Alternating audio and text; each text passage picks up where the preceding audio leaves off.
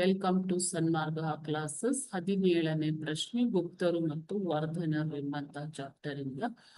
ಗುಪ್ತರ ಕಾಲವು ಸಾಹಿತ್ಯದ ಸುವರ್ಣ ಯುಗ, ಇದನ್ನ ಸಮರ್ಥಿಸಿ ಅಂತ ಹೇಳಿದರು.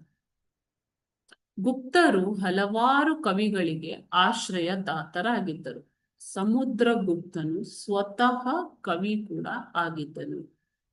ಎರಡನೇ ಚಂದ್ರಗುಪ್ತನು.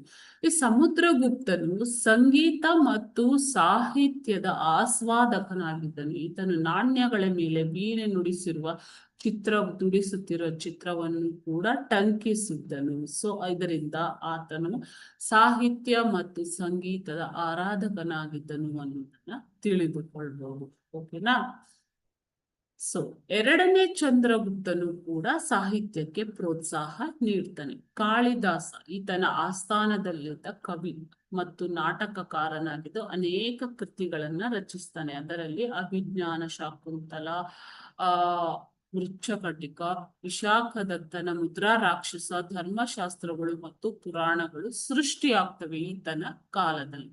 ಶ್ರೇಷ್ಠ ವಿಜ್ಞಾನಿಗಳಾದ ವರಾಹ ಮಿಹಿರ, ಭಾಸ್ಕರ, ಆರ್ಯಭಟ, ಚರಕ, ಸುಶ್ರುತ ಅನೇಕ ಕೊಡುಗೆಗಳನ್ನು ನೀಡಿದ್ದಾರೆ. ಅದೇ ರೀತಿ ಚರಕ ಸಂಹಿತೆ ಮತ್ತು ಸುಶ್ರುತ ಸಂಹಿತೆಗಳನ್ನು ರಚಿಸಿದ್ದಾರೆ. ಸೊ ಇದರಿಂದ ನಮ್ಗೆ ಏನು ತಿಳಿದು ಬರುತ್ತೆ ಅಂದ್ರೆ ಗುಪ್ತರ ಕಾಲವು ಸಾಹಿತ್ಯದ ಒಂದು ಸುವರ್ಣ ಯುಗ ಅನ್ನೋದು ತಿಳಿದು ಬರ್ತದೆ. Okay, thank you.